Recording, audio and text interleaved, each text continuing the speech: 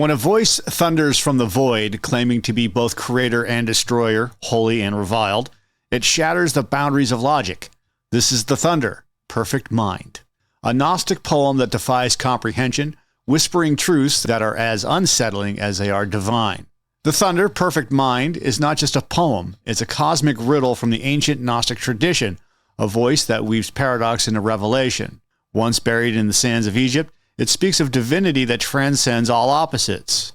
So today, we're going to talk about the mysteries of this text, its Gnostic roots, its poetic power, and why it continues to challenge our understanding of existence. To understand the thunder, perfect mind, we need to talk about Gnosticism, the mystical movement that flourished in the early centuries of the Common Era, which emerged around the 2nd century.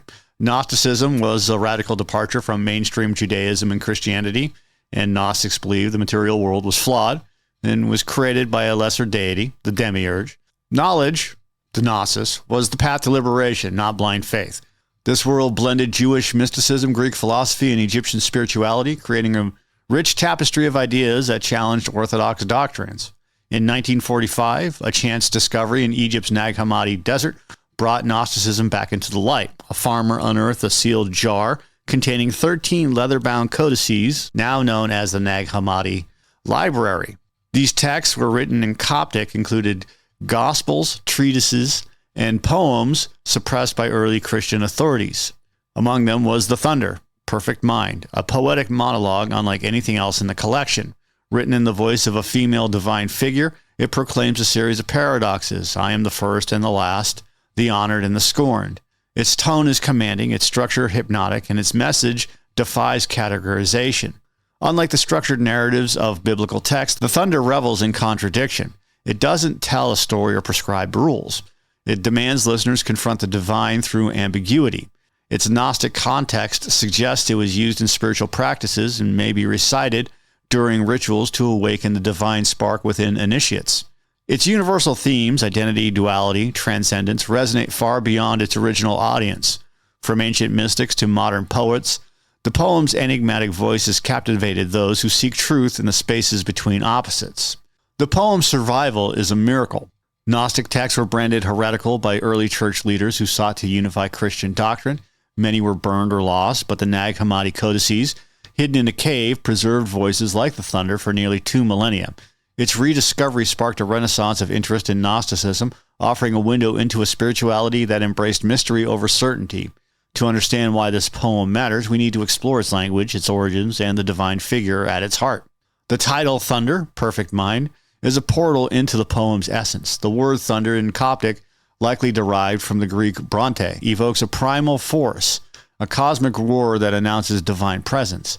In ancient cultures, thunder was the voice of the gods, from Zeus's bolts to Yahweh's proclamations on Sinai. Here, it signifies a revelation that shakes the soul. Perfect mind points to a state of ultimate wisdom. Untainted by the flaws of the material world, together the title suggests a divine intelligence speaking with earth-shattering authority. The poem's linguistic roots are complex. Written in Coptic, a late form of Egyptian, it was likely translated from a Greek original, as Greek was the language of Hellenistic Gnostic communities. Some scholars trace its vocabulary to Jewish wisdom literature, where figures like Sophia, the personification of divine wisdom, speak in exalted tones. Others see echoes of Egyptian goddess hymns, particularly those of Isis, who also claim to embody all aspects of existence. The phrase "I am," repeated throughout the poem, mirrors the self-declarations of deities in ancient Near Eastern texts, suggesting a blend of cultural influences. Who wrote The Thunder, Perfect Mind? While the author is unknown, a common trait of Gnostic texts, which often claim divine inspiration over human authorship. Some propose it was composed by a female Gnostic leader, given the poem's powerful female voice, an unusual feature in a patriarchal era. Others suggest a male poet channeling a divine feminine archetype, perhaps inspired by Sophia or the Gnostic concept of Ziggy, the divine male-female pair. And dating it is equally uncertain, with estimates ranging from the 2nd to 3rd century CE, based on its style and the Nag Hammadi codices contexts. The poem's origins are tied to the broader Gnostic movement, which thrived in cosmopolitan cities like Alexandria. Here, Jewish, Christian, and pagan ideas mingled, giving rise to texts that defied orthodox boundaries. The thunder stands out even among Gnostic works for its poetic form and lack of narrative. It's not a story or a dialogue, it's a monologue, a divine self-revelation that demands to be heard. Its language, rhythmic and repetitive, suggests it was meant to be chanted or meditated upon, embodying its paradoxes in the listener's mind. For centuries, the thunder perfect mind was lost to history. As the early church consolidated power, Gnostic texts were deemed heretical, their followers persecuted, and their writings destroyed. The poem, like other Nag Hammadi texts, survived only because it was hidden, likely by monks or Gnostic adherents fearing persecution. This ritual silence around Gnostic works meant that the thunder had no direct influence on medieval or early modern culture, unlike canonical scriptures. Its rediscovery in 1945 changed everything. The Nag Hammadi find electrified scholars who saw in texts like the thunder a glimpse of alternative Christianities. The poem's female voice, proclaiming I am the mother and the daughter, the barren and the fertile, challenged the male-dominated narratives of Orthodox Christianity. Feminist theologians like Elaine Pagels celebrated its vision of divinity, seeing it as a counterpoint to patriarchal religious structures, and artists and writers began to draw on its imagery with its thunderous voice and paradoxical claims inspiring poetry, music, and visual art. In modern culture, the thunder has found unexpected echoes. Its lines have been quoted in films, novels, and even video games, often to evoke mystery or spiritual depth. For example, the 2003 film The Gospel of John used excerpts to underscore themes of divine identity. Musicians like Current 93 and poets like Ann Carson have referenced its hypnotic rhythms, while online communities on platforms like Reddit discuss its meanings from spiritual allegory to feminist manifesto. Unlike rigid religious texts, the poem's lack of dogma allows it to adapt to diverse interpretations, making it a touchstone for those exploring spirituality outside traditional boundaries. Visually, the thunder has no direct iconography, as Gnostic art was sparse and often symbolic. However, its themes align with images of the divine feminine Sophia, Isis, or Shekinah, depicted in ancient art as radiant figures or cosmic mothers. Modern artists have reimagined the poem's voice as a goddess surrounded by storms or as abstract forms blending light and shadow, capturing its dualistic essence. This evolution from hidden text to cultural icon reflects the poem's ability to transcend its origins and to speak to new generations. At its heart, the thunder perfect mind is a cascade of paradoxes, a divine monologue that defies logic. Let's hear its voice. I am the first and the last, the honored one and the scorned one. I am the whore and the holy one, the wife and the virgin. These lines, drawn from the Nag Hammadi translation by George McRae, set the tone for the entire poem. The speaker, a female divine figure, claims to embody all opposites, high and low, sacred and profane, known and unknown. This is not a deity who fits neatly into human categories. It's a voice that demands we rethink divinity itself. The poem's central theme is paradox. In Gnostic thought, truth lies beyond the material world's dualities, good versus evil, male versus female, creator versus created. The speaker transcends these binaries, declaring, I am the knowledge of my inquiry and the finding of those who seek after me. This suggests a divinity that is both the question and the answer, the seeker and the sought. Scholars like April DeConnick argue the speaker is Sophia, the Gnostic embodiment of divine wisdom, trapped in the material world yet yearning for reunion with the true God. Others see a universal deity, perhaps a Gnostic reinterpretation of Isis or the Jewish wisdom figure. Another key is the divine feminine. In a world where religious texts often centered male figures, the thunder's female voice is revolutionary. It claims authority over creation and destruction, saying, I am the one who is called truth, and I am the one who is called knowledge. This aligns with Gnostic reverence for the feminine as a source of wisdom, contrasting with the patriarchal structures of early Christianity. The poem's speaker is not submissive but commanding, inviting listeners to recognize the divine within themselves. The poem's structure enhances its impact. Its repetitive I am statements echo ancient hymns, creating a rhythmic, almost hypnotic effect. Lines like I am the silence that is incomprehensible challenge rational thought, urging meditation over analysis. The absence of a narrative, unlike myths with clear beginnings and ends, forces listeners to dwell in ambiguity. This aligns with Gnosticism's emphasis on personal revelation over doctrinal certainty, making the poem a spiritual exercise as much as a literary work. Philosophically, the thunder questions the nature of reality. By embracing contradiction, it suggests that the truth lies in the tension between opposites, not in choosing one side. This resonates with modern existential and postmodern thought, which grapple with the limits of language and logic.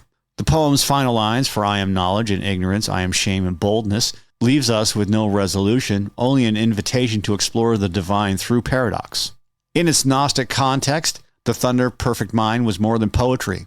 It was a spiritual catalyst, likely recited in rituals. It invited initiates to awaken their divine spark, recognizing the unity between the material world's illusions.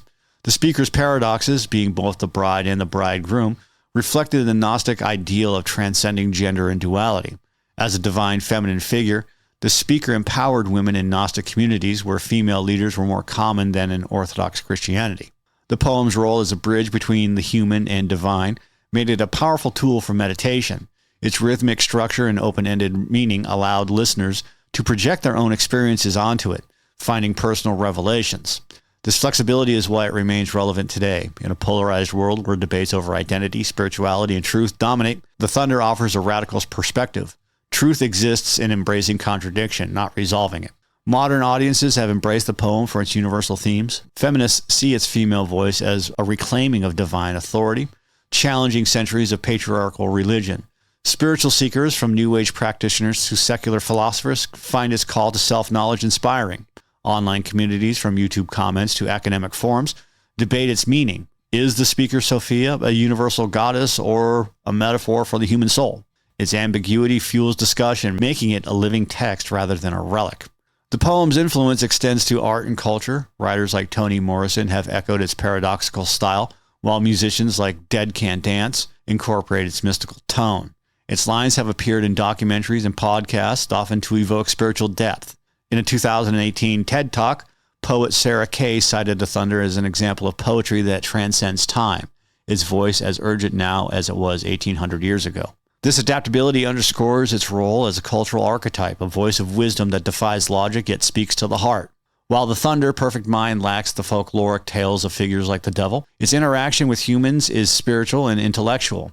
In Gnostic communities, it was likely a sacred text chanted to invoke divine presence or guide meditation, and its paradoxes challenged listeners to question their assumptions, fostering a direct encounter with the divine.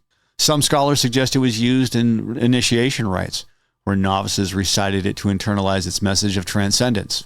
In modern times, humans engage with the poem through study and reinterpretation. Scholars like Elaine Pagels analyze its theological implications, while artists adapt it into performances or visual works.